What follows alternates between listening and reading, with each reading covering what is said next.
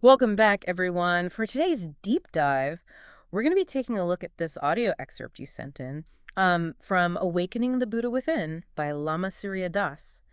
And I gotta say, it's really packed with practical wisdom and techniques for, well, cultivating mindfulness and inner peace, It is. which feels especially relevant in the world today. Absolutely, it does. Yeah. It really does feel like everyone's, searching for ways to manage their stress Hmm. and find some sense of, calm amidst the chaos. Yeah. And Lama Surya Das really offers some compelling insights based on these ancient Buddhist teachings. He does, yeah.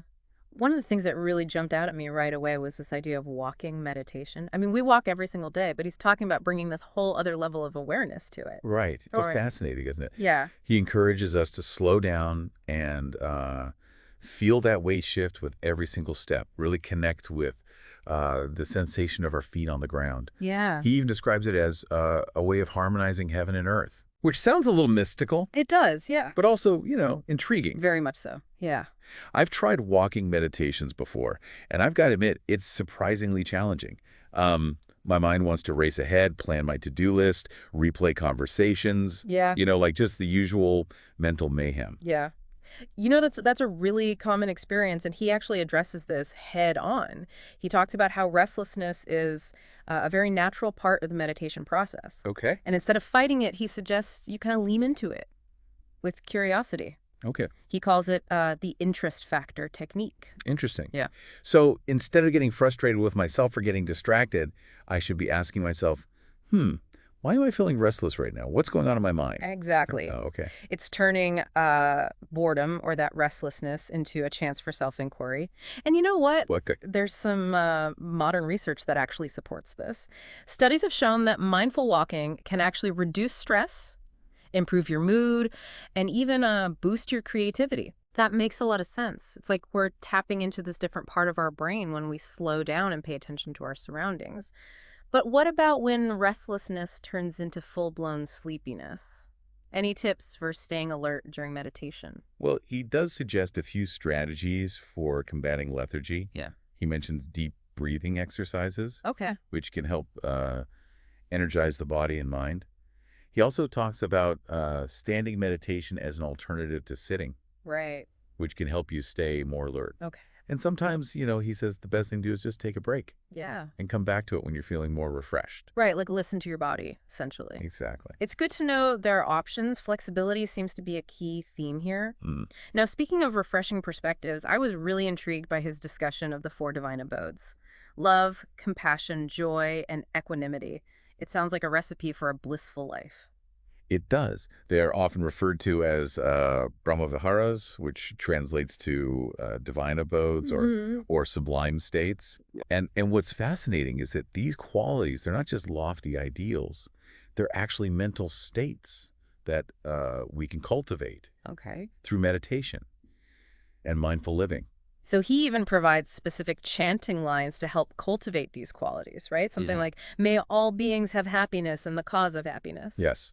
And he encourages listeners to visualize their hearts radiating these qualities outward, extending them to all beings. Wow. It's a beautiful practice for shifting our internal state and, creating this more positive ripple effect in the world. I love that. It's like we're creating this force field of positivity. Thinking about these qualities makes me wonder about the connection between these ancient Buddhist teachings and modern psychology. Are there any parallels? Absolutely.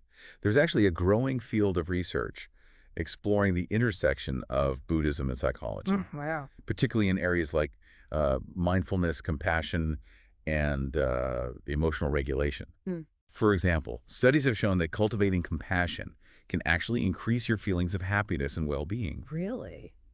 which aligns perfectly with the concept of Brahmaviharas. That's incredible. It's like these ancient practices are being like validated by modern science. Now, Lama Surya Das talks about, right, mindfulness as the seventh step on the Noble Eightfold Path. But in our, hyper distracted world, being mindful can feel like an uphill battle. It definitely is a challenge. But he really emphasizes that mindfulness is not about achieving some kind of perfect state of mental stillness. Okay. It's about becoming aware of our thoughts and our feelings and sensations Right. without judgment. Right. and gently guiding our attention back to the present moment whenever it wanders. He tells this great story about a Zen master who was asked about enlightenment, and his answer was simply, when I'm hungry, I eat. When I'm tired, I sleep. It's so simple, isn't it? Yeah, Yet profound. it is. Illustration of what it really means to be fully present.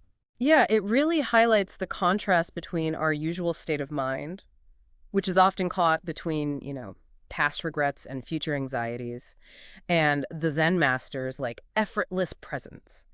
He's not striving for enlightenment. He's simply living each moment fully, whether he's eating, sleeping, or doing anything else. Yeah, exactly. That level of presence can feel so elusive sometimes, but I'm curious, is there a way to cultivate this kind of mindfulness outside of formal meditation practice? Absolutely. Mindfulness can be integrated into, everyday life. Okay. It might be as simple as paying attention to the sensations of washing the dishes, Right. really listening to a friend when they're talking without interrupting, Yeah. or just savoring each bite of food when you're eating a meal. Yeah. The key is to bring that quality of awareness to whatever you're doing, Right. no matter how mundane it may seem. I love that. It's about finding those moments of mindfulness throughout the day, not just on the meditation cushion. Speaking of which, Lama Siridas provides this really helpful framework for getting started with meditation, even for complete beginners. Right. He outlines 3 stages of meditation: Okay.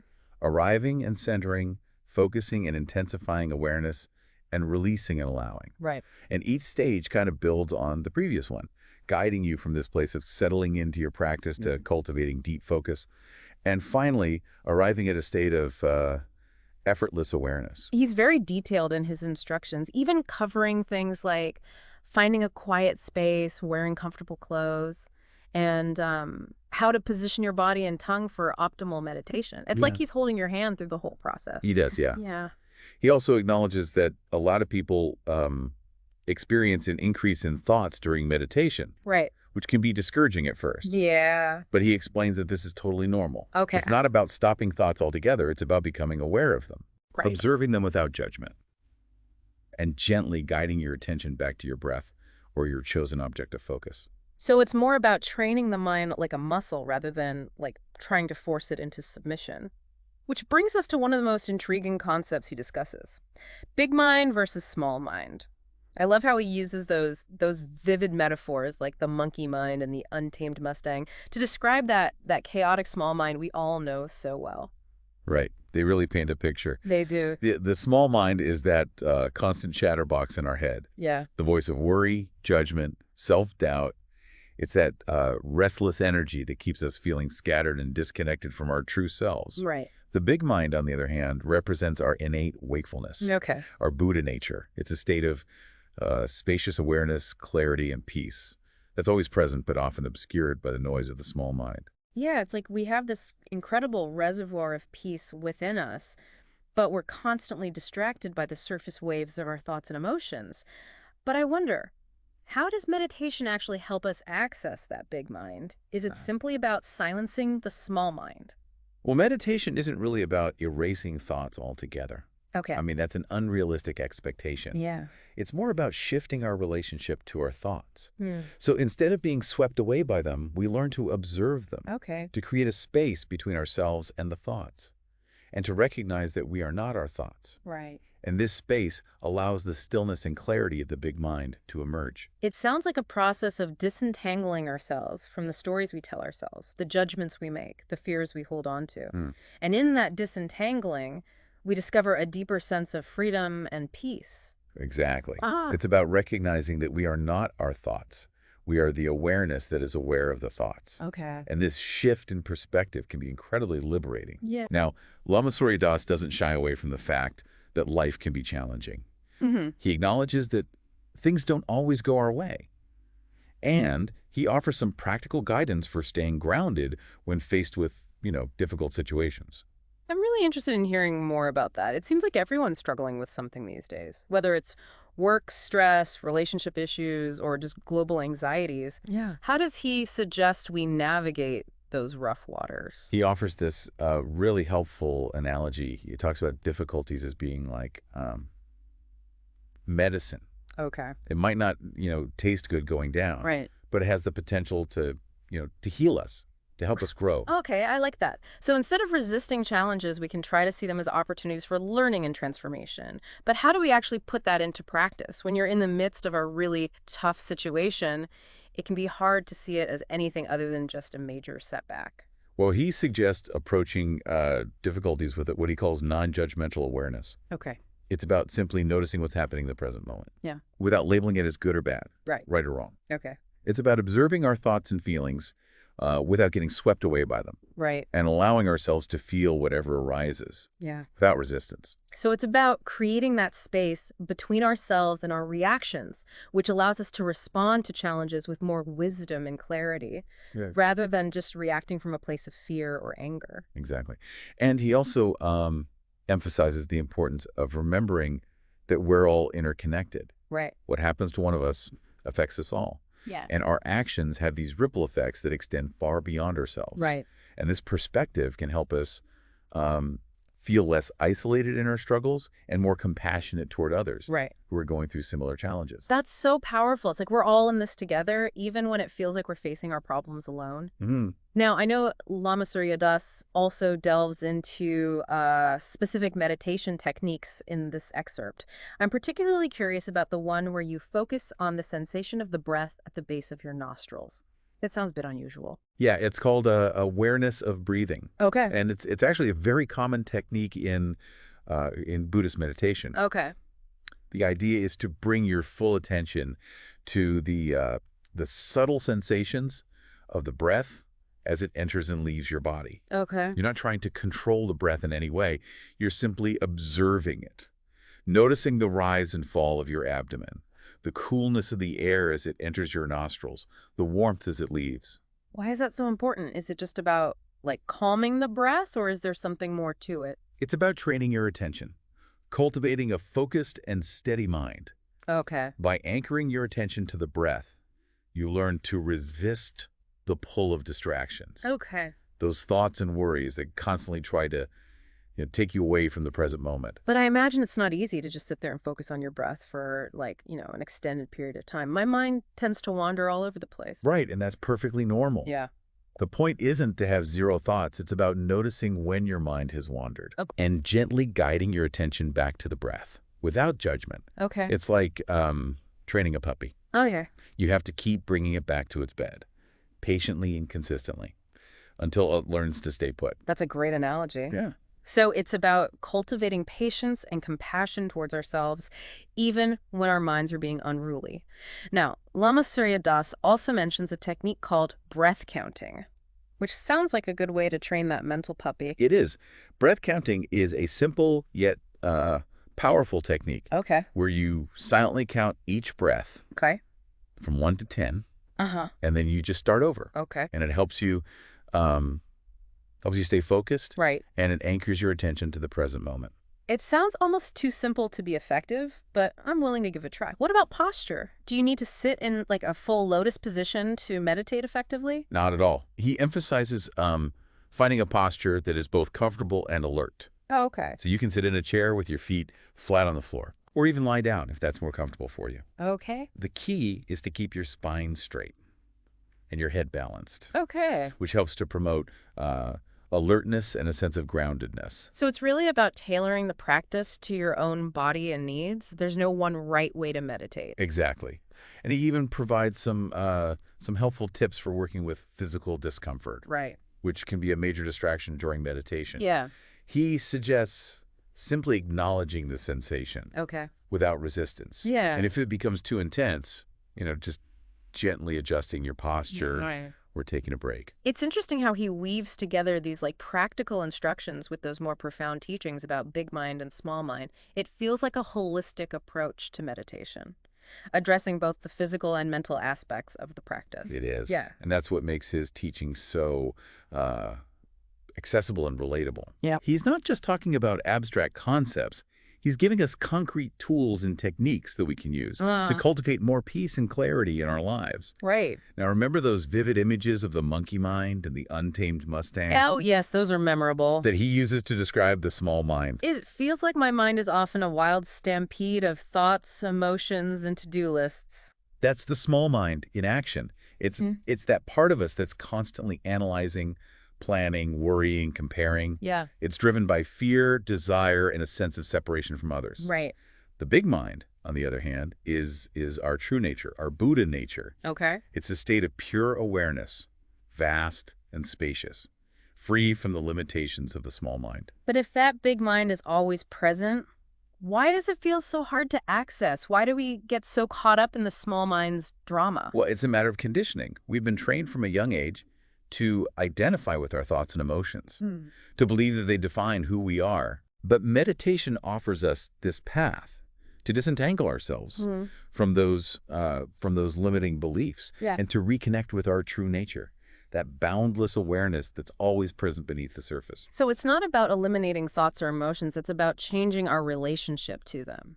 We become the observer, the Don't it? witness, rather than the one who's identified with the thought or feeling. Precisely. And he emphasizes that this is an ongoing process, not a destination. Right. There will always be times when our minds get carried away, when we get caught up in the drama of our life. Right. But the more we practice, the more easily we can recognize those patterns Right. and gently guide ourselves back to a place of stillness and clarity. It's like we're building a muscle of awareness and equanimity.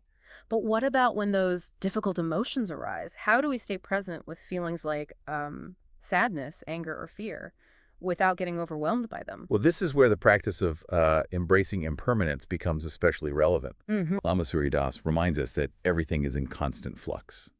Nothing stays the same, Right. not even our most difficult emotions. Right. By recognizing the impermanence of our experience, we can find a sense of peace and even liberation Okay. in the midst of challenging circumstances. It's like recognizing that the waves of emotion will eventually subside, even the most powerful ones. Right. And by allowing those waves to come and go without resistance, we can learn to surf them, Yeah. to ride them with more grace and resilience. We can even discover a sense of beauty and awe in the vastness of our own emotional landscape. I love that analogy. Yeah. It reminds me that it's okay to feel the full range of human emotions, even the difficult ones. It's about not getting stuck in them, about recognizing that they're a natural part of the flow of life. Exactly. And by embracing the full spectrum of our experience, we can cultivate a deeper sense of compassion, both for ourselves and for others. This has been such an incredible deep dive. We've covered so much ground, from walking meditation and the four divine abodes to practical meditation techniques and those profound teachings on big mind and small mind. Lama Surya Das offers such a rich and nuanced approach to cultivating mindfulness and inner peace. He does. Yeah. And it's amazing how these ancient Buddhist teachings can feel so relevant and applicable to our modern lives. Absolutely. Whether you're completely new to meditation or you've been practicing for years, there's something here for everyone. Lama Surya Das reminds us that we all have the potential to awaken the Buddha within, to cultivate wisdom, compassion, and peace in our own lives and in the world around us. It's a powerful message. It is, yeah. Thank you for joining us on this journey of exploration. We encourage you to dive deeper into these practices, discover what resonates with you, and continue on your own path of awakening. Until next time.